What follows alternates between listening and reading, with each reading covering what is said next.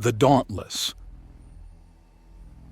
Round 3 opens up with a fast trinity of punches. He sweeps to the side, and he refuses to fall to a sweep of his legs. So, I have a question or two. Oh? While we fight. We're not trying to kill each other, so I see no reason to panic. He answers, and there's a snort of amusement. So is that yes? That's a yes.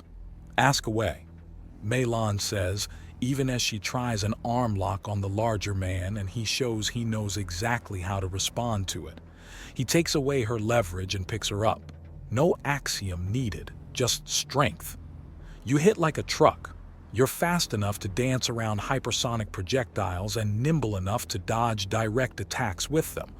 And yet, you're a lower-end empty-hand master. Why isn't there a warning about you and yours to not engage? It's legally considered a form of suicide to attack some other martial orders. Why not yours? Modan asks. Oh, that's simple. We're not a military, Mahlon states as she drives a fist into his stomach, but he takes it like an absolute champ and returns it with an elbow to her collarbone. She moves with the blow and turns it into a forward roll so she can spring up with a kick to his face. We're a martial order, but we're more... I'm not familiar enough with human ideas or culture to explain it. But every call to arms from one of our order is for that member of the order alone. There's nothing in the galaxy that can call every empty handmaster to a single cause. No legal authority that can shift us. Where the Crimson Hewer clans can call a crusade and all of them will come running for a fight. Or the Empress of Serbo can call her battle princesses to arms in order to wage war. They're soldiers. You're not. Is there anything like that for your kind? She asks as she sweeps at his legs again. Damn, do you ever drop? Big part of my training was to stay on my feet no matter what. And there are some orders and such that are technically warriors back home without being part of a military. But they're usually regarded as hobbyists or something like a Shaolin monk where it's a traditional part of a religious order. Modan considers.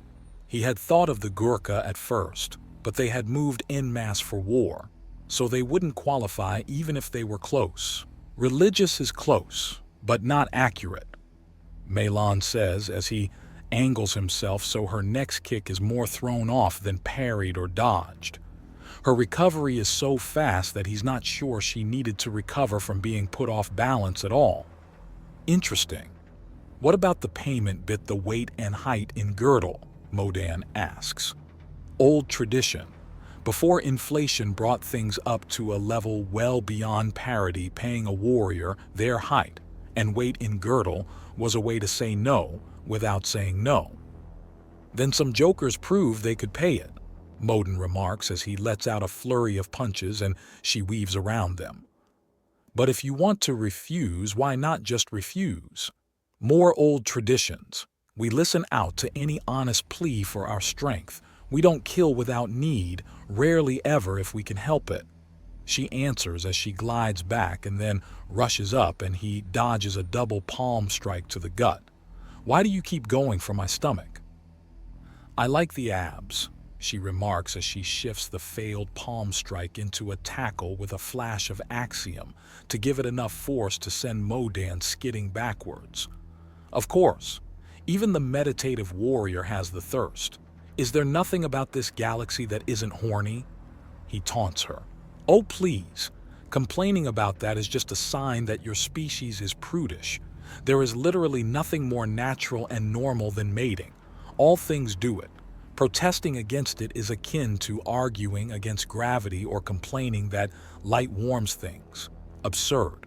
What's your next problem? Is friction too hot a concept?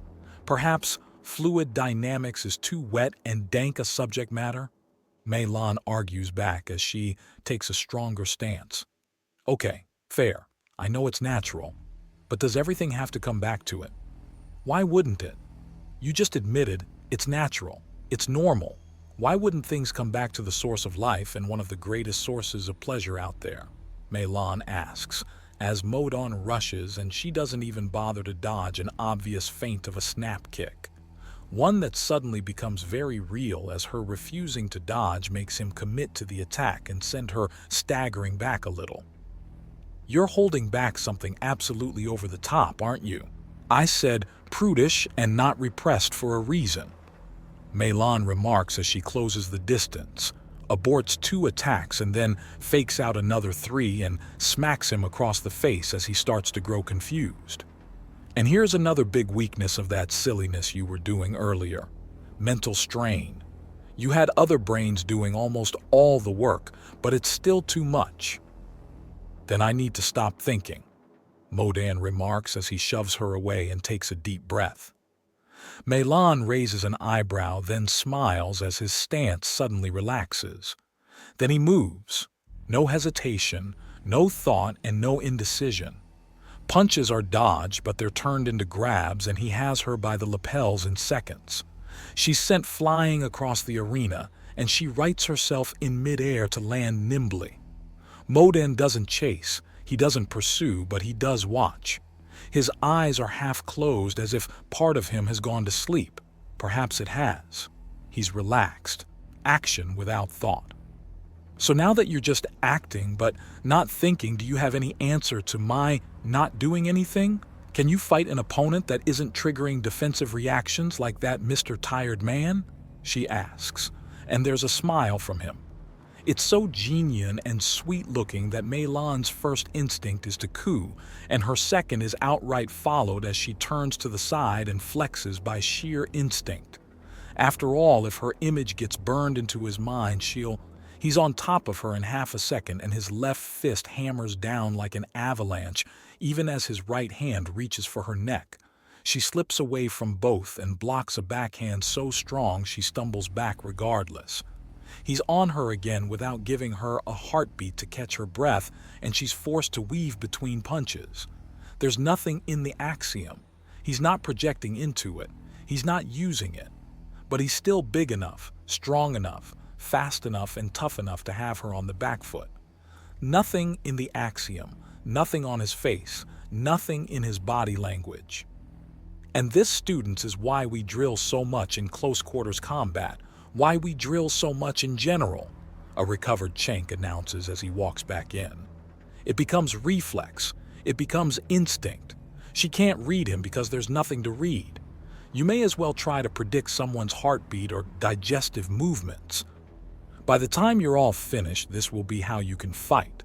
This will be how you handle your weapons and how you react in a team. You'll work together without needing to think. You'll fight holding a full conversation because you don't need to think about what goes where. This, however, can only be taught with time, which means we're going to go back to drills, I'm afraid. Modan pauses in the unending series of grabs he's trying to catch Melan in and looks over. Does this mean the sparring time is over? Afraid so. Room scheduled to be cleaned before going into rifle range configuration. It needs to be empty in 10 and is going to be fully cleaned and reconfigured in 30. Cenk calls out. "Hey, so how long have you been grabbing onto each other?" Vera Arley-Toss demands as she steps out from behind Chunk. "I mean, Miss Mama there can really put the boot in, but how well has baby Miss Mama been doing? Your nicknaming schemes are so bad they're almost good." "Almost," Modan mutters, and Vera just chuckles in response. "I heard that, little human." "Don't care, cat girl," Modan says as he seems to wake up and stretches a bit. "An adrenal crash, hate that. Power through it, human! Fuck it up! Come on, do it! Do it!" Vera taunts, cheers, and Modan checks around his belt and waist. "What the?" "So I'm not wearing a wrestling belt, so why is this being treated like a wrestling match?" "Because fights are fun, and if you need that wrestling match in order to fight in a fun way, then that's fine. Fight! Fight!" "They're out of time," Cenk reminds her. "Fight fast!" Vera cheers. "How about you all get out because I'm on cleaning duty today?" another soldier asks as he walks in. He then pulls out a small device with a button on it. Pressing the button causes all the holograms to start to go transparent. The people in the room take that as a sign to start hustling before something stupid happens. About 5 minutes later, Jadza and Modan are heading towards an exit, even as Modan waves off a dark-skinned nurse who's looking for a tender area and finding nothing as the man has already used Axiom to recover. The name tag reads Nurse Albert, but Modan isn't sure if it's his first or last name. "So you're really not afraid of getting hurt?" Jadza asks. "You saw the scars. I'm no stranger to pain, and pain as light as what I received in there is nothing." "I see. Still, it's kind of wild that your combat style makes you part Gravia. How do you even stumble on something like that? The formulae to create the Gravia in the first place took centuries and millions of the most brilliant minds of the Gravid faith from all its denominations to put together. I got the easy part down. I copied my own mind many times.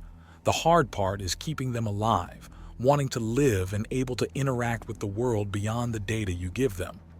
If those Axiom minds I put together for the fight weren't receiving a tidal wave of information from my enhanced senses, every second they would likely go into sensory deprivation and sheer shock in short order." "Yes, speaking of short," Nurse Albert begins before suddenly grabbing Modan around the waist, even as a door automatically opens. He carries the stubborn man into the infirmary and sits him down on a bed. "Any pain?"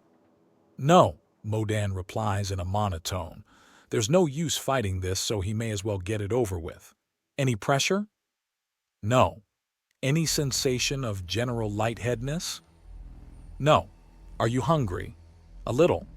"Thirsty?" "Yes, and I plan on dealing with that very soon." "Exhaustion levels?" "Minimal?" Modan more asks than answers, knowing that his tone alone will cause the sudden onset health interrogation to go on longer. "And at a civilian standards, how tired would they be?" "They'd already be passed out," he answers honestly. He can't really stop himself.